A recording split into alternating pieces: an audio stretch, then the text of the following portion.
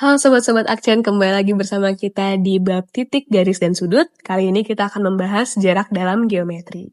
Oke, kan tadi kita udah membahas tentang kedudukan antar titik, garis, dan bidang ya. Kita kayaknya udah ngerti banget elemen-elemen geometri. Sekarang kita akan mulai nyari-nyari jarak dalam geometri. Nah, kita mungkin mulai dari simpel dulu, dari titik ke titik. Nah, kalau misalnya titik dan titik itu kita akan selalu berusaha mencari garis yang paling pendek. Ibaratnya kalau misalnya Grab, kamu harus nyari jarak yang paling dekat biar bensinnya paling dikit, biar harganya paling murah. Nah, itu sama aja kayak sekarang kita harus cari jaraknya yang paling minimum. Nah, kalau misalnya dua titik di sini, kita bisa asumsikan jaraknya itu kayak jarak dalam teorema Pitagoras. Nah, kalau misalnya teorema Pitagoras itu apa sih? Kan ini siku-sikunya di C ya. Kalau misalnya teorema Pitagoras, berarti biasanya apa? Coba garis miring, AB kuadrat, sama dengan alas kuadrat ditambah tingginya kuadrat ya, berarti dijumlahkan ya kuadratnya. Berarti AC kuadrat ditambah sama BC kuadrat ya, ditambah sama alasnya kuadrat. Nah, itulah rumus dari si Pitagoras ini. Kalau misalnya jaraknya itu berarti kan dari A ke B ya, AB. Berarti tinggal diakarin 2 semuanya ya. Akar 2 jadinya ke rumus Pitagoras yang di kanan itu. Jadinya AB sama dengan AC kuadrat tambah BC kuadrat di akar 2 gitu. Nah, kalau misalnya ada koordinatnya, jadi kita bisa cari selisih antara dua titik koordinatnya itu. Kalau misalnya A-nya itu X1, Y1, B-nya itu X2, Y2, jadinya selisihnya itu jarak antara X2 dan X1, berarti X2, X1 kuadrat, tambah jarak antara Y2 ke Y1, jadi Y2 minus Y1 kuadrat. Baru diakarin semuanya tuh kalau misalnya dijumlahin gitu. Nah, oke. Mungkin kita langsung coba ke contohnya dulu biar kebayang nih. Misalnya ada sebuah pesawat terbang, dia dari 120, jadi 120 ya, 120,80 ya.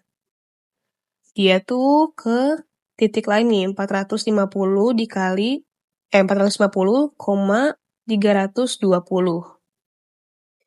Oke. Nah, itu tuh jaraknya tuh berapa, Kak, kalau misalnya dari titik A ke titik B? Oke.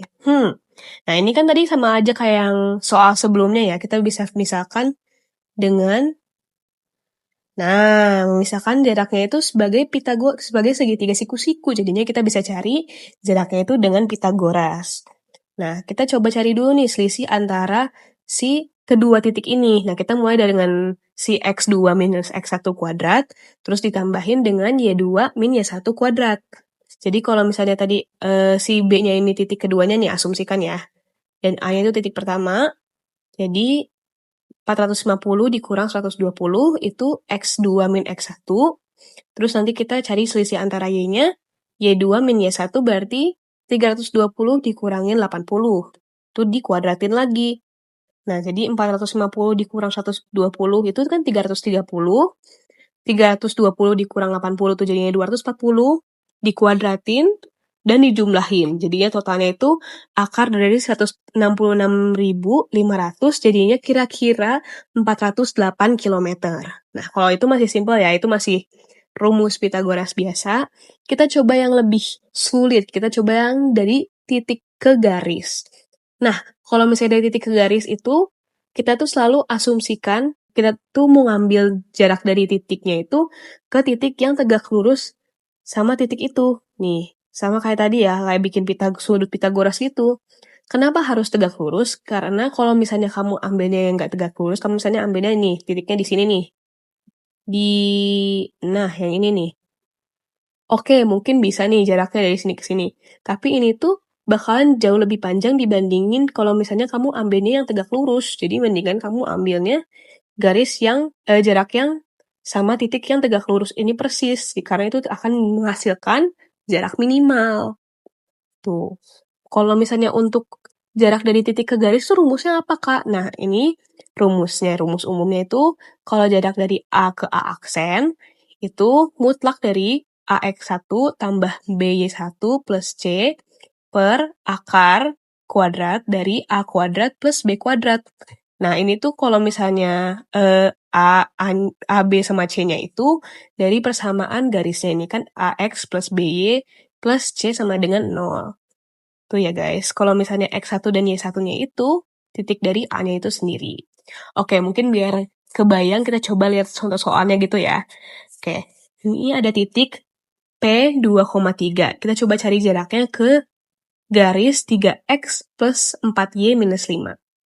Oke, kalau misalnya dari persamaan ini kan kita bisa lihat ya, A-nya itu kan koefisien dari X itu 3, B-nya itu koefisien dari Y, ini tuh 4, minus 5 ya guys. Jangan lupa dipindahin ruasnya ya guys. Di persamaannya biar sama dengan 0. Nah, berarti kok kayak gitu, minus 5 itu C-nya. Jangan lupa minusnya ya, minusnya ini masuk ke dalam konstantanya. Oke, jadi kita udah dapet A, B, sama C-nya. X1 sama X2-nya juga dikasih tahu nih, 2 itu X1, Y1-nya itu 3. Jadi tinggal kita substitusiin. Kan tadi rumusnya AX1, BY1, sama C ya. Jadi A 3 dikali X1, X1-nya 2, tambah B itu 4, terus Y1-nya itu 3, tambah C minus 5. Jadi ini 6 plus 12 minus 5. Terus dibagi akar A kuadrat tambah B kuadrat. A-nya itu 3, terus B-nya itu 4. Nah, ini kalau misalnya kalian lihat A kuadrat tambah B kuadrat, terus kalian lihat polanya itu 3 sama 4, kalian udah harus tahu itu tuh hasilnya tuh langsung 5 gitu. Kenapa bisa kayak gitu, Kak? Itu tuh kalau misalnya bisa dibilang tuh angka cantik dalam Pitagoras. Jadi kalau misalnya kalian ketemu kombinasi-kombinasi angka kayak gini, kalian harus kayak langsung ingat lah ibaratnya, karena itu sudah sering banget keluar, karena itu angka cantik yang masuk ke dalam rumus Pitagoras gitu. Tuh angkanya tuh 3, 4, sama 5. Tuh sering banget keluar tuh. Atau kelipatan-kelipatannya, misalnya kan ini 3, 4, 5, jadi bisa juga nanti keluar misalnya 9, 12, sama 15, karena itu kelipatan dari angka-angka ini gitu. 9, 12, sama 15. Yang sering keluar tuh juga nih 7, terus 24, 24, sama 25. Itu juga hasilnya tuh rumus Pitagoras, sesuai sama rumus Pitagoras juga. Jadi, kalau misalnya keluar angka-angka kayak gini, jangan lupa dihafalin ya. Karena itu sering banget keluar kalau misalnya ada soal-soal yang berhubungan sama Pitagoras gitu. Nah, oke, lanjut ke topik deh. Ini kita kan tadi harus mencari jarak dari A ke A aksen. Oke. Tadi mutlak 6 tambah 12 minus 5 per, ini tadi akar 9 plus 16 harus langsung ngeh ya, akar 25 langsung tuh 5 gitu. Nah, oke, jadi mutlak 13 tuh sama aja kayak 13 ya. Terus dibagi 5 jadinya hasilnya tuh 2,6. 2,6 ini kan nggak dikasih tahu ya, berarti ini 2,6 satuan panjang aja. Oke, sip. Itu untuk jarak dalam geometri. Kalau misalnya kalian masih bingung dengan cara menghitungnya atau mungkin dengan rumusnya, langsung aja tanya di kolom komentar, nanti kita akan jawab. Oke, nanti kalau misalnya udah selesai, udah ngerti, kita akan lanjut ke bab selanjutnya, yaitu tentang sudut dan jenis-jenis sudut. Sampai jumpa di sana.